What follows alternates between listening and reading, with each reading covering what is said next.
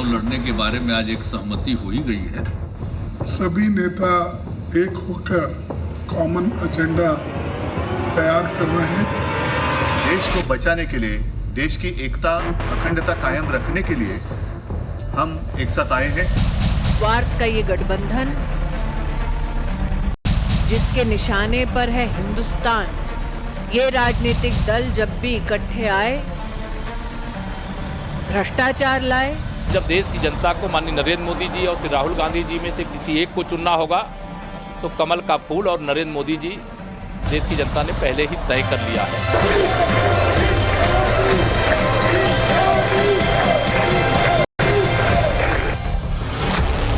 तो हाँ ना करते, रूठते मनाते, जागते जगाते, दौड़ते हाँफते, आखिरकार एंटी मोदी विपक्षी गठबंधन का पटना चैप्टर लिख ही गया।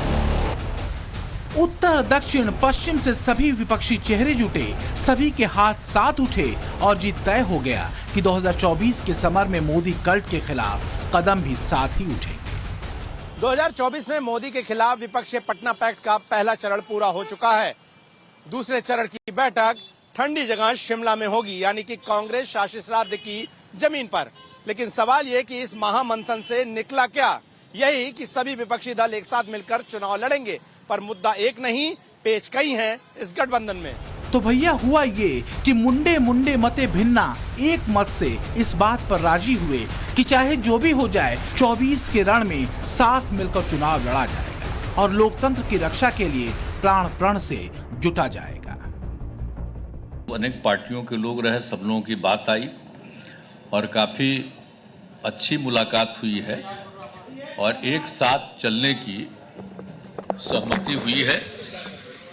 और उसके बाद अगली मीटिंग कुछ ही दिनों के बाद सब पार्टियों की एक और की जाएगी। तो मौजूदा राजनीति की ये दो तस्वीरें हैं। एक तरफ विश्व के मंच पर भारत की नई भूमिका लिखी जा रही है, तो दूसरी तरफ 24 के रण में मोदी पराजय का पटना प्लान तैयार हो रहा है।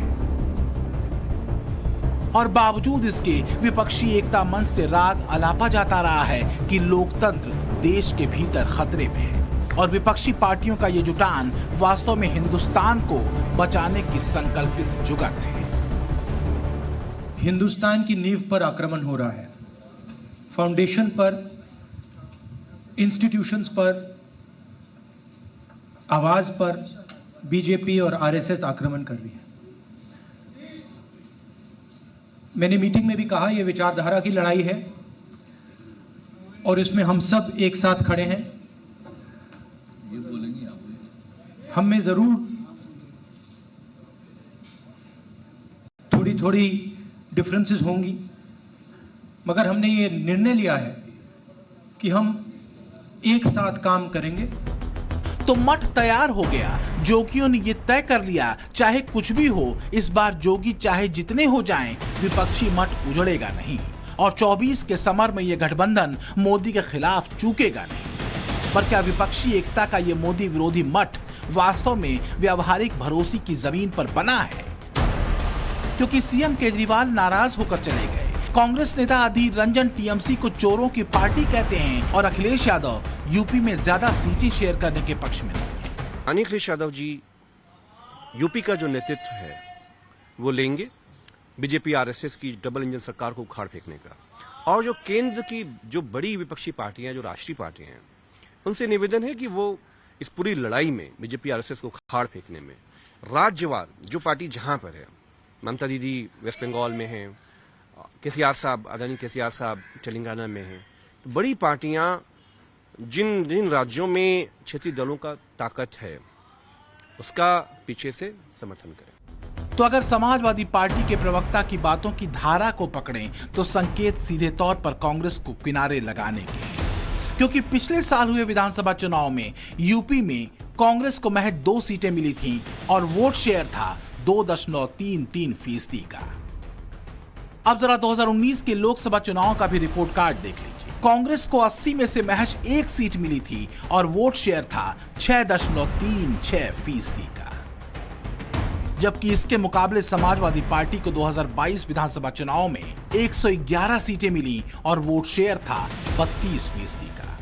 इसी तरह 2019 के लोकसभा चुनाव में समाजवादी पार्टी ने कांग्रेस की तुलना में बेहतर परफॉर्म किया था। लोकसभा चुनाव में समाजवादी पार्टी को 5 सीटें मिली थीं और वोट शेयर 18% का था। जाहिर है कांग्रेस के लिए ऐसे पेंच एक राज्य में नहीं कई राज्यों में। ऐसे में सवाल यह है कि भारत जोड़ो यात्रा करके कांग्रेसी कार्यकर्ताओं में जोश भरने का दावा करने वाले राहुल गांधी अपने कार्यकर्ताओं को कन्विंस कैसे कर पाए। यानी सबसे बड़ी चुनौती मैदान में विपक्षी गठबंधन के कारकुनों की तैनाती है। विपक्षी नेताओं के बैठक के बाद नीतीश कुमार ने कहा कि अगले ही मीटिंग में यह तय होगा कि कौन कहां से मैदान में उतरेगा। वहीं राहुल गांधी ने कहा कि देश बचाने के लिए कांग्रेस बलिदान देने को तैयार है। तो क्या यह संकेत माना जाए कि राहुल गांधी ने प्रधानमंत्री पद का सपना छोड़ दिया है? लेकिन उससे भी बड़ा सवाल यह है कि फिर भारत जोड़ो यात्रा का क्या हुआ? क्या कांग्रेस ये मान चुकी है कि अकेले दम पर तमाम सियासी पैंतरों के बावजूद वो मोदी और बीजेपी को काउंटर कर पाने की स्थिति में नहीं है? सवाल यह है कि विपक्ष की दूसरी पार्टियां जो कि इस गठबंधन में शामिल हैं, वो कांग्रेस के लिए कितनी सीटें छोड़ेंगी, क्योंकि कांग्रेस के लिए गुंजाइश वही है जहां पर उसकी सरकारें हैं। बाकी यूपी, बिहार, बंगाल और साउथ में कर्नाटक को छोड़कर कांग्रेस की स्थिति बाकी राज्यों में डावाडोली है। अगर देखें तो हो वही रहा है जो लगातार चूकती कांग्रेस के साथ कर्नाटक विजय से पहले हो रहा था। महागठबंधन में जो हैसियत कांग्रेस की कर्नाटक जीत से पहले थी, वही आज भी दिखती है। कुल मिलाकर विपक्षी दलों के इस जमावड़े के पहले चैप्टर में डोमिनेटिंग रुख रीजनल पार्टियों का ही दिखा। लेकिन फिर विपक्षी एकता मंच पर जुटे नेताओं ने एक सुर में बात कही, वो ये कि मोदी के विरोध में लड़ेंगे, मिलकर लड़ेंगे, एक साथ लड़ेंगे। लालू यादव ने तो चुटकी लेते हुए ये भी कहा कि राहुल दूल्हा बनेंगे और बाकी सब बाराती। अभी भी समय गया दिखता नहीं है। शादी करिए और हम लोग बाराती चले और शादी करिए। 4 घंटे की बैठक का कुल जमा ये है कि बस इतना फाइनल हुआ कि मोदी के विरोध में लड़ेंगे। बैठक में बस यही तय हुआ कि नीतीश कुमार गठबंधन के संयोजक बन सकते हैं। शिमला में विपक्षी नेताओं की अगली बैठक होगी और राज्यों में सीट बंटवारे का फॉर्मूला बनाने पर चर्चा होगी। पटना से शुरुआत हुआ है, मीटिंग अच्छा हुआ है। 3 चीज नजदीक में है जो रिजॉल्व हुआ है। नंबर 1, वी आर यूनाइटेड, हम लोग एक है। दूसरी बात है, वी विल फाइट यूनाइटेडली, ये दूसरी बात है, हम लोग एक साथ में लड़ेंगे। तीसरी बात ये हुआ है कि हमारा लड़ाई, हमको अपोजिशन मत बोलो, हम लोग भी देश का सिटीजन है।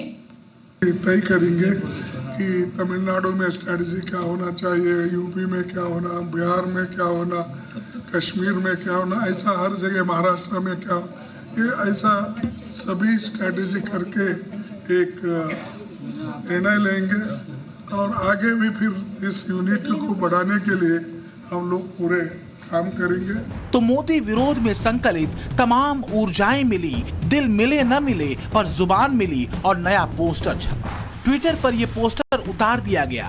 पोस्टर में नेता तो सभी थे पर केंद्रीय नेता एक थे, नीतीश कुमार। लेकिन लाइन क्या है और लेंथ क्या, कमजोरी क्या है और स्ट्रेंथ क्या, ऐसा लगता है फिलहाल ये विपक्षी एकता मंच की गोलबंदी को भी नहीं मालूम। बैठक से पहले भी केजरीवाल की अध्यादेश वाली एप्लीकेशन कांग्रेस के पास पेंडिंग थी। बैठक में 11 विपक्षी दलों ने कांग्रेस पर दबाव बनाया कि वो केजरीवाल का समर्थन करे। बावजूद इसके बैठक के बाद भी केजरीवाल का जो एप्लीकेशन था वो पेंडिंग